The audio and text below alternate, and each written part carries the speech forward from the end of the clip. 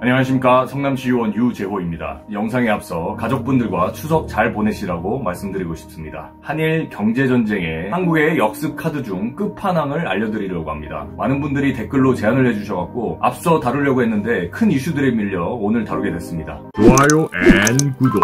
한일 조세조약은 1997년 경제위기 때 한국 진출한 일본 기업의 이탈 방지를 위해 불공평하게 맺어진 조약입니다. 이 조약에 의하면 국내 기업 지분의 25% 이상 가진 일본 거주자에게 지급하는 배당에 과세할 경우 배당 총액의 5%를 넘을 수 없다고 규정하고 있습니다. 참고로 국내 배당 소득 세율은 최대 46.2%에 달한다고 합니다. 최대 수혜자는 유니클로와 롯데입니다. 유니클로의 경우 2011년부터 18년 배당액 1,708억 원에 부과한 세금은 85억 4천만 원이었습니다. 지난해엔 56억 원 배당금 중 28억의 세금만 냈었습니다. 정확히 5%죠. 이런 불공정한 한일 조세조약은 폐기함이 마땅합니다. 일본 정부는 일본 기업과 한국 기업 간의 국제 거래를 노골적으로 방해하고 제한세율 규정과 이중과세를 방지하기 위한 규정을 두고 있습니다. 한일 간 국제 거래 증진을 위해 맺은 목적을 이미 벗어나고 있었습니다. 게다가 우리나라에게 말도 안 되는 안보를 이유로 경제 보복을 일삼고 목적과 배치되는 길로 가는 일본 정부와 유지하는 것은 의미가 없습니다. 한일 조세 조약이 폐기되면 일본이 막대한 손해를 보게 됩니다. 1962년 이래 일본 기업의 한국 투자 누적 기업 숫자는 14,499개이고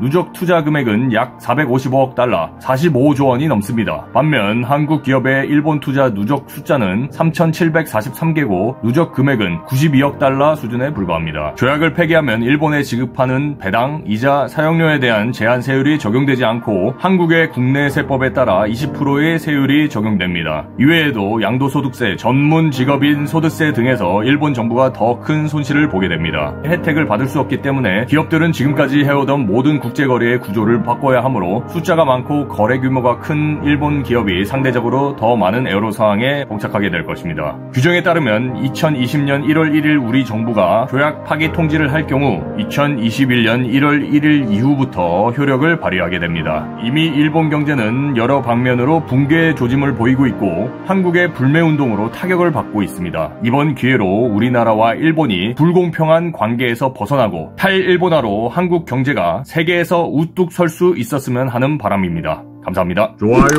앤 구독.